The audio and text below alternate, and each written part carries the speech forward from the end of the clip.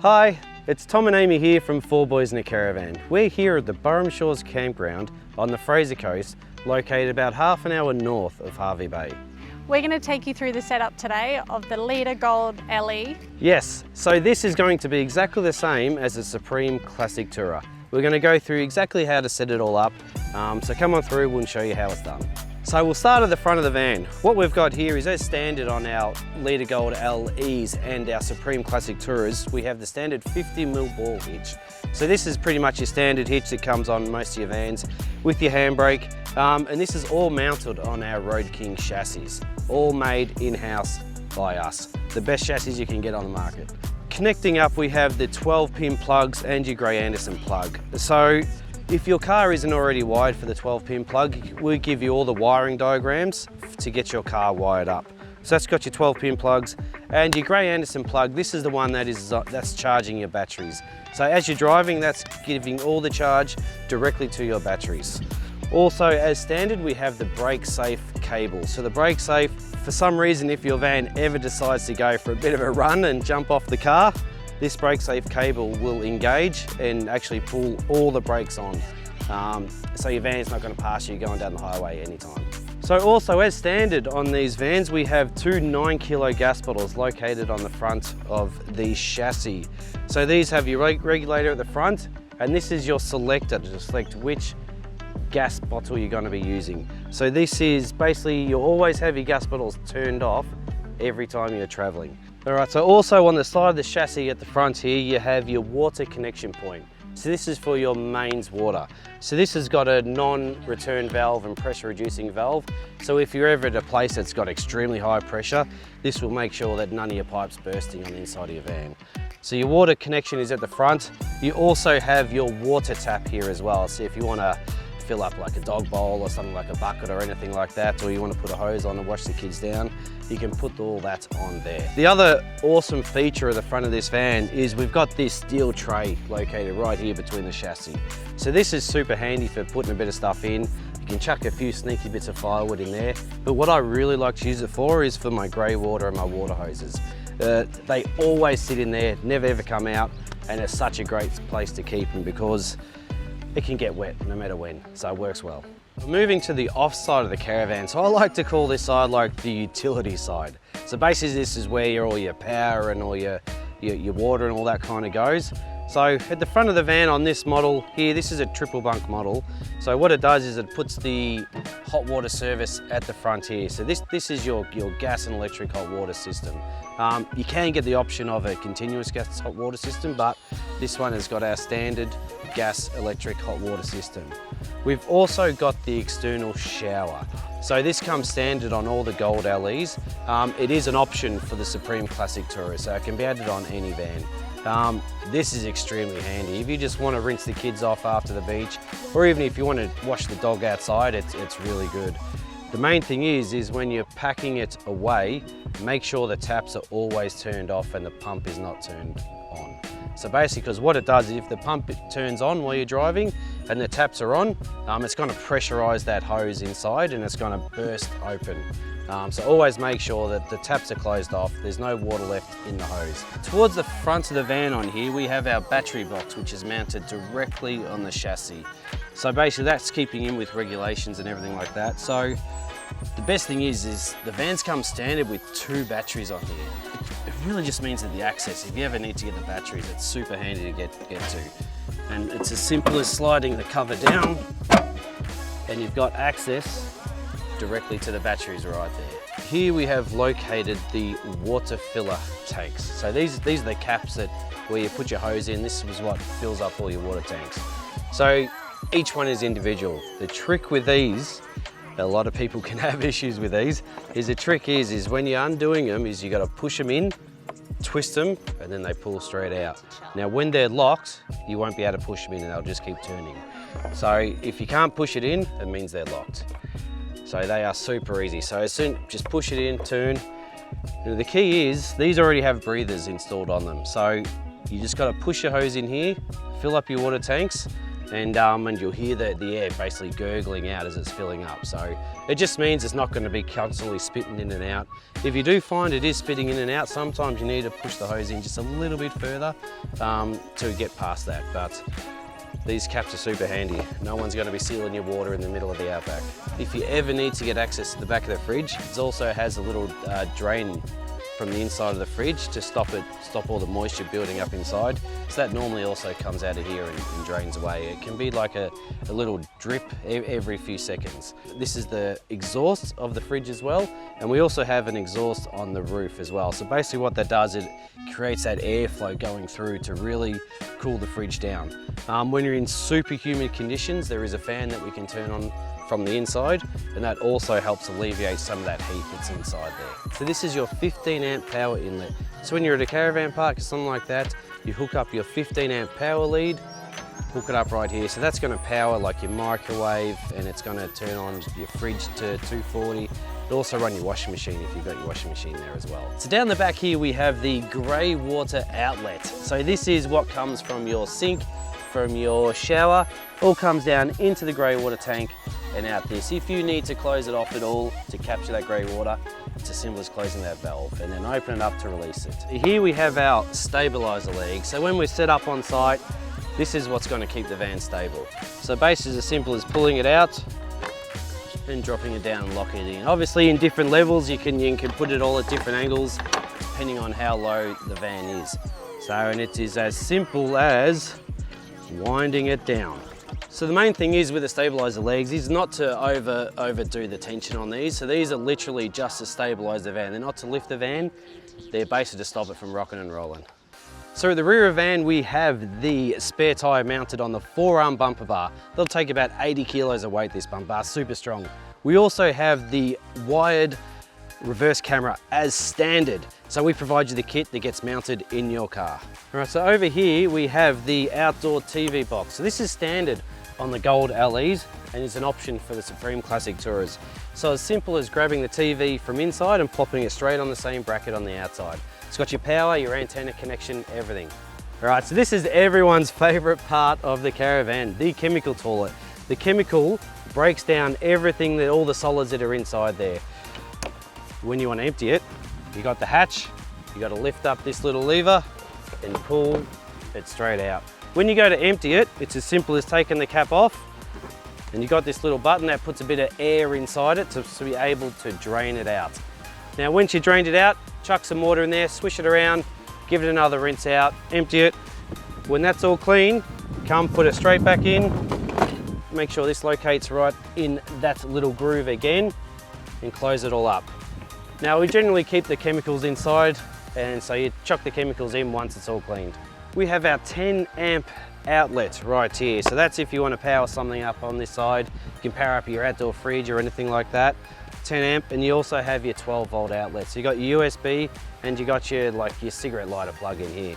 So that works really well for powering anything up outside. The kids want to charge their phones, iPads, something like that. It's really easy. So always on this side of the van as standard comes with a picnic table. So this is such a good thing to have on the van. You can put about 30 kilos of weight here. It's also got its own little light source here, which comes really handy at night time. So here we have the front door. So this is the entry to the caravan. To get access, it's as simple as lifting this latch up, putting it towards the back, and there's a little latch at the back here which actually clamps onto the door, stops it from flapping around. If you want to separate the doors, it is super easy. You just have to lift that handle up and that separates the doors. So that creates a huge amount of airflow through the van when you're off-grid camping. To close it again, just lift the handle up, clip straight back together again and close it up. So whatever you do though, when you got the handle like this, don't push on that handle because it can break it. Always got to be lifting this, do not push down on it. So underneath the door, to make it easier to get in, obviously we've got to put a step in. So this step is super handy. So all you do to get it out, you got to kind of lift it up and pull out. And it drops down. And same again to put it away, you got to lift it up and push it in. It's as easy as that. All right, so at the front of the van, we have the front tunnel boot. So basically these are compression locks. So it's as simple as lifting up, twisting, and you pull them straight out.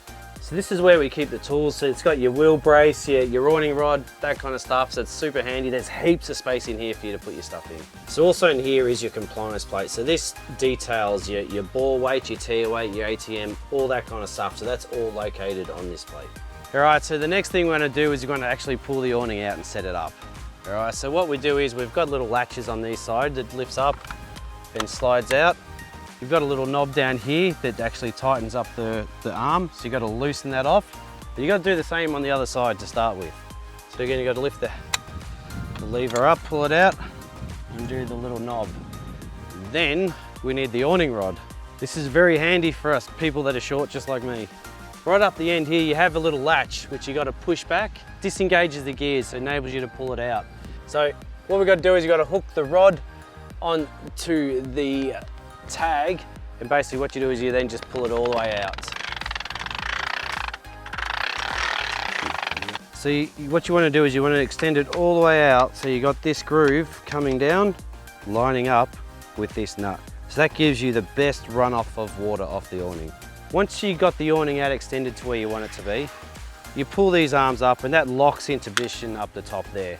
Once you got that in, you then tighten up this knob and that holds it in that exact spot. And we just got to do exactly the same again on the other side. So the arm comes up, locks into position there, and tighten that knob up. Again, that whole awning is now secured in position. What we want to do now is we want to get it to the height that we need it to get. So it is as simple as lifting this lever right here, and we lift it up and into position. Now with it just me doing it by myself, generally need to do it in stages. So we do one side, then we'll go and do the other side. Lifting it up. All right, I've done that side a little bit higher. I don't like to do it all the way on one side at each time. So I like to bring one side up and away we go. All right, so the other option you got with the awning is if you don't want the arms to be like this, you can actually pull the arms all the way out. So the way to do that is to start with the arms, again, all the way back down on either side. And basically what you want to do, you got a little clip here.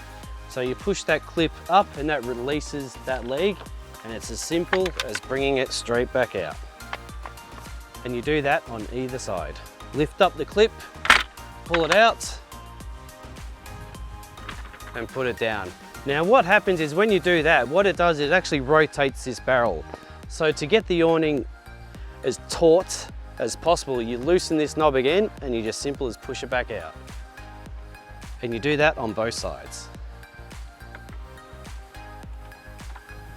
You straighten the legs up. You want to strap it down. No matter if there's no wind, strap the awning down, because you could be out somewhere and all of a sudden the wind will pick up and your awning is going to end up over the caravan. You don't want that happening. All right, so when you're done with the awning, or you want to take off for a big day and you're worried about the winds, the best way to do it is just to pack it away. So again, it's the same process, you're just doing it in reverse. So what you do is you just undo the knob, push the button in, bring the arm back down. You do the same on the other side. So you're pushing the button in, releasing the arm back down.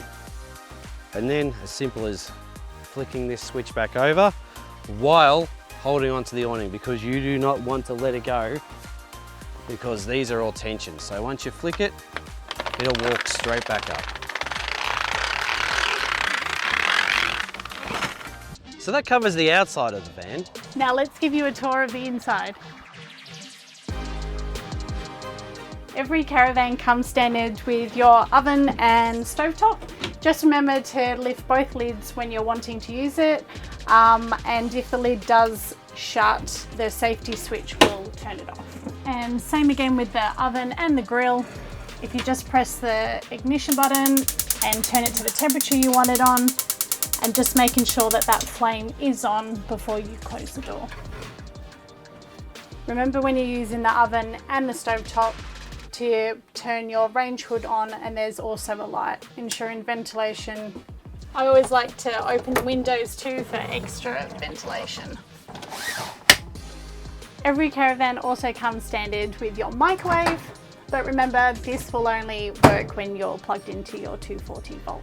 In the kitchen, you've got your water tank gauges. By pressing this button, it'll show you exactly how much you have left in the tanks, as well as your grey water. And above the bunk beds, we also have our reading light, as well as our USB plug, 12 volt power and 240 volt power. Under the main bed, we have a huge amount of storage. And this is where we keep our battery charger, our main fuses, and our brake safe control unit. I'll show you a little bit about this one. So the fuses are all located here. These are the new type of fuses. They're super easy to change. You just got to make sure that you've got a little bit of tooling to be able to change them out if you're ever required to. We supplied some of these with the van, so you'll have them there. Also the battery charger, just make sure this is always on. So whenever you're plugged in a 240 volt, this will actually charge the batteries. You have your brake safe controller. Now there's a little bit to this one here. There is 3 settings on the brake safe controller. So you have the first one up the top is the 12 volt auxiliary power. So that's the one you use when you are connected to your car and you're doing a lot of trips. The next one is the battery charger. So the second one, so that's if your van's been sitting still for a while and you want to be able to charge up your battery. The next one is the off position. So if your van is in storage and sitting there for a certain amount of time, you have it off so you're not creating any charge on your battery. Also, we have the push to test button just here. So if you push that in and the light comes up green, it means your battery is good. If you press it and it comes up orange, it means you need to charge your battery. Beside the main bed, you've got your USB port, your 12 volt and your 240 power. Our standard roof hatches also come with wind-up cover, as well as the light and the 2-way fan. So standard in all the vans is the 3-way fridge. So this runs on your gas, your 12 volt and your 240. So when your car is connected, it's running off the 12 volt, so that's off your car battery. When you disconnect that, it runs straight onto the gas, and when you plug in your 240 volt power, it goes straight to your 240 volt power. You can select 240 volt power, we can select 12 volt power, or we select gas. Or, if you're just like me, you just leave it on automatic and never need to touch it. All the toilets we have are the chemical toilets. We can also do a composting toilets, but we generally always use the chemical toilets. These toilets here is a simple flash button at the top. There's a red light that comes on here when it is full to give you a good indication that it needs to be changed. And underneath here is the opening for the flap. So basically, to flush it, you open that up, press the flash button, and that puts all the water down there. And then when you're finished, simply close the flap up. Always make sure that flap is closed before you pull the cassette out. So now we come to the brains of the caravan. So this is our Red Arc Manager 30. So this is standard on all our Leader Gold LEs and Supreme Classic Tourers. This is such a great system. So the Red Arc system tells you exactly what your battery charge is. It tells you how much amps you got coming in from your solar, from your 12 volt, and even from your car. So it tells you exactly how much is being used, how much is being pumped in. It's such a great system to be able to change it from touring to floating to storage. It's also lithium compatible, which is one of the greatest features of this thing. We have our hot water. We've got the electric one. So basically we turn that on whenever we're plugged into 240. It's not going to do anything when you're not plugged into 240. So on the other side we have the gas. So when you flip this on, the light comes on, so that'll start flashing for a little while until it ignites. If it fails to ignite the first time, it's going to start flashing quite quickly. If it does that, simply turn it off and turn it back on again to try and light it. Sometimes it can take a couple of goes, especially if you haven't used it for a while. The next button down is this black one here. This is your master switch. So if I turn that off, that kills all your 12 volt power. So basically, if you put it into storage and you don't want to kill your batteries, don't want any usage, you're putting a cover over it so the solar's not doing anything, you turn that off. Otherwise, you can pretty much leave that on the whole time.